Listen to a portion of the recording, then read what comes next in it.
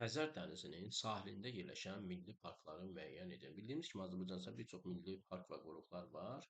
Bunların bəziləri dağlıq ərazilərdə, bəziləri isə düzənlik ərazilərdə yerləşir ki, və bizdən də Xəzər dənizi sahilində yerləşən və təbii ki, əsasən düzənlik ərazilərdə yerləşən milli parkları istəyir.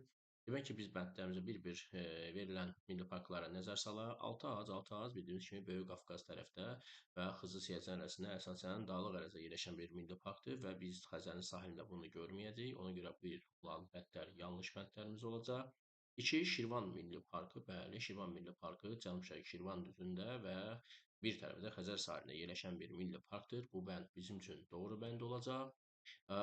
Qızılağac, bəli, eynilə bu da Küraz ovalığında Qızılağac Körfəzi sahillərində Qızılağac Milli Parkımız da var ki, bu da bizim doğru bəndlər sırasındadır və Ağgül bizim demək Küraraz ovalığında yerləşən bu gölümüz Kürarazda və Xəzərə çıxışı olmayan bir milli parkdır və bu yanlış bənddir.